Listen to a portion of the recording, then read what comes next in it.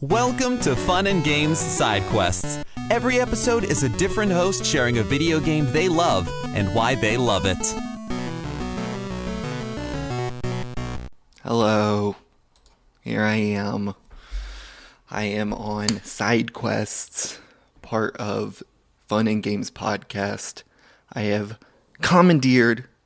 stolen the freaking thing from Matt Storm, who was nice enough to invite me on, and I said, nope, mine now. So, I am your current host, Blake Hester. You might know me as the resident hater at Game Informer, the co-host of Something Rotten with Jacob Geller, the co-host of Region Free, and then a longtime freelancer before that for Polygon, Vice, US Gamer, Killscreen, Bullet Points, Rolling Stone for a bit, but they deleted my entire archive, so I don't know, I guess fuck you too. Anyway, I'm here to talk about what I think is commonly considered the greatest game of all time, greatest work in the interactive medium. That, of course, we can all say it together. We all know. Tony Hawk's Underground. In typical me fashion, I have not prepared a single word of this. Just gonna sit down and talk for a bit, shoot the shit, chop it up, see what comes out. If it's good, if it's eloquent, that was a mistake. If it makes no sense and is rambling and incoherent, that tracks. Anyway, to start off this discussion, I'd like to just read from a list, if I may. California Babylon by Transplants. Seed, a rare good song by Sublime. Refusal by Strike Anywhere. New Noise by Refused.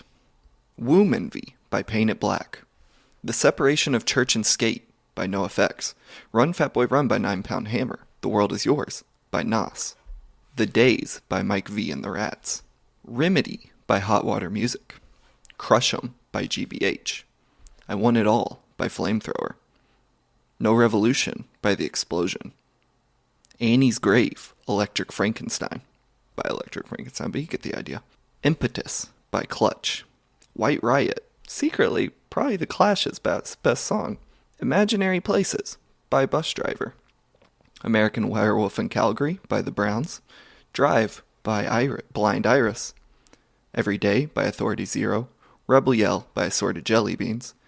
And then, most importantly, Armageddon by Alkaline Trio. Now, why am I reading this list from the user Avis Francis on their public Tony Hawk's Underground soundtrack playlist on Spotify? Well, a fair enough question, though perhaps a dumb one. Of course, this is the seminal soundtrack from Tony Hawk's Underground. I would say one of the most important, influential pieces of media in my life. Now, we'll get to the game. The game is fine, but I want to call special attention to the soundtrack. Tony Hawk's Underground came out in 2003, which would have put me at the ripe age of 9 years old. Now, I'm assuming I played it thereabouts that age. If it wasn't 9, it was 10, 11 at the latest. And, I was lucky that I was born with parents still fairly young, that they were in tune with, I don't want to call it counterculture because that's not true, but popular music that just wasn't like top 40 stuff. My mom was in her early 20s when she had me. My dad was a bit older, and they lived in a cool city. I'm from Louisville, Kentucky, which historically has been great for music. Like the punk band Slint's from there. That's one of our big claims to fame. If you're of my age, you might remember Emmanuel on Vagrant Records. They were from Louisville. VHS or Beta is from there. My Morning Jacket, but I don't really fuck with them. And then more recently, of course, Grey Haven, Knocked Loose, Jack Harlow, all from there. Anyway, so my parents back in the 90s were pretty tuned in with this stuff. So I was lucky to grow up in a house where we did listen to, popular music at the time, like Korn and Limp Bizkit, of course, Pearl Jam, Nirvana to a lesser degree. I've never really been big on Nirvana. But all of this is to point out, what my headspace going into this at 9 years old. And then You get Tony Hawk's Underground. And I think I was, like, vaguely aware of punk rock as a concept. 2003, 2004 was really when My Chemical Romance was hitting. System of a Down was doing Mesmerize and Hypnotize. Blink-182 had put out the self-titled album. You had some of the more bubblegum stuff like Good Charlotte, Simple Plan around this time. Sugar Cult, of course, shouts out. But I hadn't heard music quite like the music in Tony Hawk's Underground. Like stoner metal, like Clutch. The song Impetus is on there, which I believe is just from the Impetus EP. You had, hip hop I had never heard before by like Nas and Bus Driver. I assume I would have heard rap before this. It wasn't huge in my household, but like my dad liked Beastie Boys and I guess to some extent Rage Against the Machine, though that's, a bit different. And, as a kid, I really latched onto punk, and I think this is one of the pop punk, whatever. Like, I don't want to be a genre elitist or whatever. But like, this is where I started to really hear bands like The Clash. And my favorite band of all time, Alkaline Trio, of course, a horror-inspired pop-punk band, which, of course, would lead me to bands like The Misfits, which I loved. NoFX was on this soundtrack. Bad Religion was on this soundtrack. And I can't understate or overstate whatever the phrase is accurately here, how huge this was on me to hear music like this, to hear, just like different schools of thought when it came to genres of rock music, especially loud, aggressive music, and how much, hearing that along with Blink-182, which was a huge influence on me, System of a Down, all these bands I already mentioned, was like pivotal in me picking up a guitar and playing music myself. And I would later go on to play in bands for well over 10 years, none that were ever important enough for you to have heard of. But plenty of those dudes went on to be in really great bands that you might have heard of. And I did not. I went on to Game Informer. But that's fine. That's neither here nor there. But I think, like, there has to be so many kids like me from... And I know there is. That's not even a speculation. Like, I have friends that, have similar stories to me.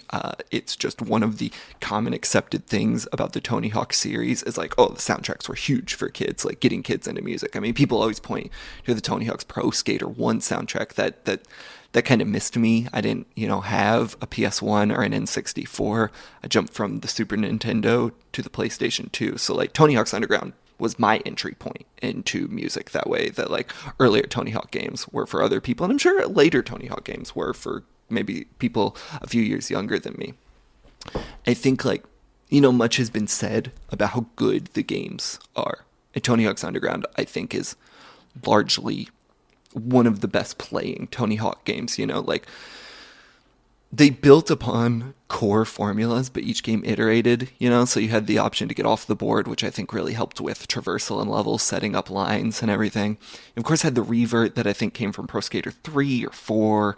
You had all the expanded combo moves, like the manuals and nose manuals, the various flatland tricks, the grab tricks, the grind tricks. All of it felt very intuitive and fluid in a way that just is like, it really stands the test of time. I still play Tony Hawk's Underground a shit ton, and it feels fantastic. Like, obviously the graphics have aged, whatever, but I think the gameplay is still so solid. I think maybe Tony Hawk's Underground 1 is the pinnacle of it.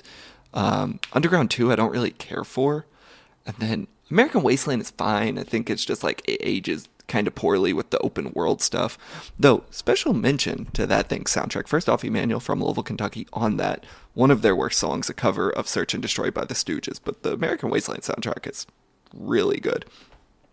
Anyway, pointing all of this back to the soundtrack of Underground, I think is what lets this game go down. Well, there's a few things. But like, I think for me and a lot of people my age, it's the soundtrack that is so, like, instrumental, no pun intended, into like our own entryways into just like listening to this type of music or playing this type of music. And like, I think aggressive music, I think there's a few schools of thought around it. The one, you have the people who just want to discard it. People are yelling into microphones. It doesn't take talent, whatever, blah, blah, blah, blah, blah. That's a stupid argument. No one that listens to this podcast is dumb, so I assume we can move past this boneheaded school of thought people seem to have. But I think aggressive music is such a, like, important form of art. I think aggressive art in general is just important, but, like, talking about music specifically, you know, like, children grow up with a lot of emotions and a lot of anger, and especially, like, coming from certain households or belonging to certain groups of school, you may not be given those outlets you need in the arts by the institutions or structures around you until you find something like punk or hardcore or metal. And so, like, your entryway into that will always be so important, whether it was just an album or song you heard on the radio, or in my case, a video game. And, you know, Tony Hawk's Underground was certainly not alone in this. I had a lot of friends that would later, you know, influence me listening to, like, the metalcore, the 2010s, and hardcore around that time. Like, but it is, you know, the question was, talk about a game that's special to you. So I'm not going to talk about the friends later in life that got me into bands. But this game, you know, I still just will pull up the soundtrack and listen to it and be like, yeah, man, like, this shit was next level. Like, I had never heard stuff like this before. I mean, I heard my favorite band of all time, Alkaline Trio, right here. And, you know, that's something, as I've gotten older, I'm 29 now, I played this game for the first time probably 2 decades ago. Like, I've come to value supremely as just, like, an influence and a touchstone in my life. And yeah, the game's cool. You do a fucking McTwist over a helicopter in Hawaii while New Noise by Refuse plays. First off, pin in that.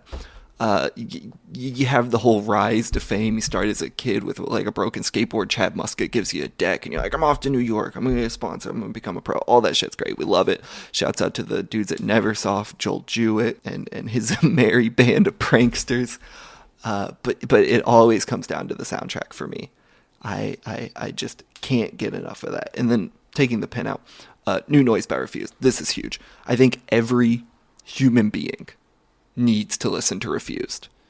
Specifically well, I guess it's not their last album now, because they did get back together, but the album right before they broke up for about 10 plus years. The Shape of Punk to Come. Of course, a reference to, I don't remember the artist, but his album, The Shape of Jazz to Come. Anyway, The Shape of Punk to Come was this hardcore punk experimental album from the band Refused, who I think is from Finland, perhaps? And it's just like, I think the title of the album is a cheeky gesture to a reference to this other album, and yet it also is this, like, oddly prescient, like, oh my god, it literally was The Shape of Punk to Come. You listen to that and you're like, this sounds like every band I've ever heard in the last 25, 30 years. And then you look up what year the album came out and you're like, what the fuck, that's crazy. And New Noise is, like, the perfect encapsulation of that. Everyone has heard New Noise. I think they play it at football games. Anyway, it's in Tony Hawk's Underground, which just goes to show that Neversoft was, like, at that time, they were the real deal. These dudes were in it. They were real heads. They were putting bands in there that they loved, and that I'd wager they thought were important for kids to hear, because they knew there was going to be a demographic of kids playing these games, that this would be their entry point into skateboarding, into these cultures.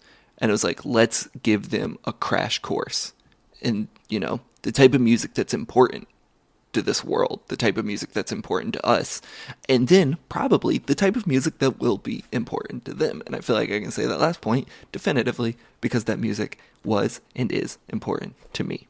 Anyway, thanks for listening. You can follow me on Twitter, but you gotta find me. I'm not gonna tell you my handle. Thanks, Matt, for having me on. Always, what's the word I'm looking for? Always a blessing?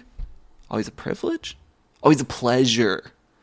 And, you know, don't worry about what I'm up to. Keep listening to the Fun and Games podcast. Keep listening to Side Quests. You know, keep on keeping on. Fucking go buy a PlayStation 2 or Xbox, original Xbox, maybe a GameCube, I think. Not on PC, though, unless you emulate it. And play Tony Hawk's Underground. You will not regret it. Happy gaming. Bye. Hey there, Screen Beans. Have you heard about Screen Snark? Rachel, this is an ad break. They aren't Screen Beans until they listen to the show. Fine. Potential Screen Beans. You like movies and TV shows, right? I mean, who doesn't? Screen Snark is a casual conversation about the movies and television shows that are shaping us as we live our everyday lives. That's right, Matt. We have a chat with at least one incredible guest every episode, hailing from all walks. We've interviewed chefs, Writers, costumers, musicians, yoga teachers, comedians, burlesque dancers, folks in the film and TV industry, and more. We'd be delighted for you to join us every other Monday on the Certain POV Podcast Network. Or wherever you get your podcasts, fresh and tasty off the presses. What? That's not. Can I call them Screen Beans now? Fine. Screen Beans! So tune in and we'll see you at the movies or on a couch somewhere. 'Cause you're a whole Screen Beans now. She will be mine. CPOV. CertainPOV.com.